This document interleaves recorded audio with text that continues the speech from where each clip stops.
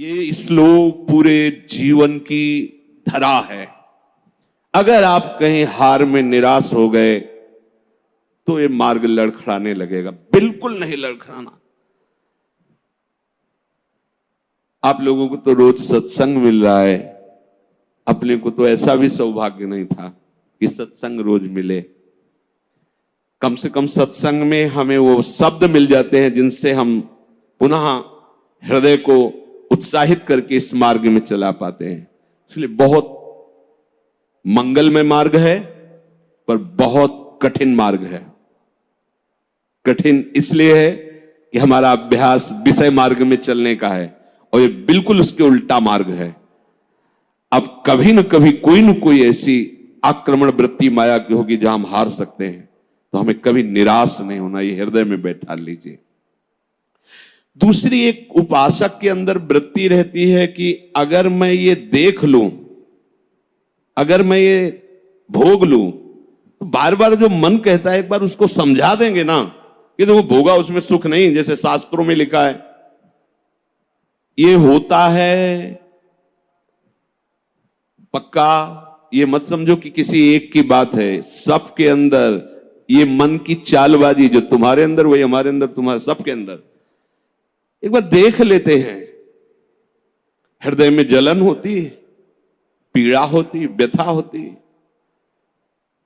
उपासक उसकी काट तो जानता है पर प्रयोग नहीं कर रहा, विषय आकर्षण के कारण काट जानता। उपासक तभी बना है जो उसको पता है। अगर उपासक है तो सत्संग सुना ही होगा, शास्त्र स्वाध्याय किया होगा, तो शास्त्र स्वाध्याय सत्संग इसी के लिए तो ज्ञान मिलता है, इन्हीं से लड़ने के लिए। पर उस समय विषय प्रीता होने के कारण वो उनका प्रयोग करना भूल जाता है।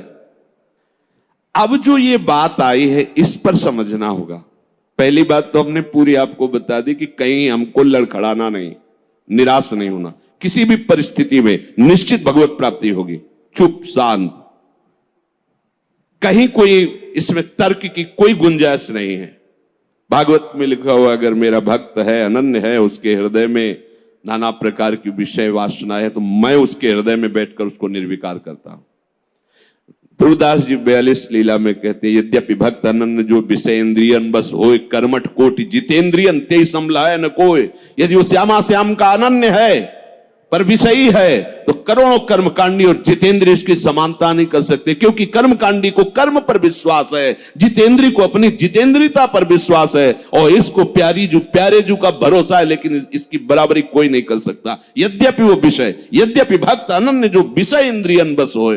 ये कोई केवल ऐसे नहीं कि ये भाषण हो रहे हैं, मनमानी जो आया सो बोल दिया। तस्मात् शास्त्रम प्रमाणम, और सबसे बड़ा शास्त्र ये है हमारी छाती, जिसको हम जीते चले आ रहे हैं। ये मन कभी कभी हमको ऐसा प्रेरित करता है जहां इसको विषय संयोग होने का अवसर दिखाई दिया, कोई क्रिया, कोई संयोग, कुछ, तहां ये मन बुद्धि को इस तरह से आकर्षित करता है कि सुना है शास्त्र और गुरुजन कहते हैं कि सुख नहीं है, पर अगर हम इसे एक बार भोग लेते तो हमें पता चल जाता कि सुख नहीं, फिर हम अपने मन को समझा देते।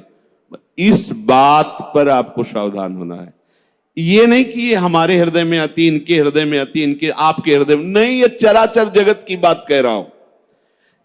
जो मन को पढ़ा जाता है ना, जैसे संत जन दूसरे की बात 1 मिनट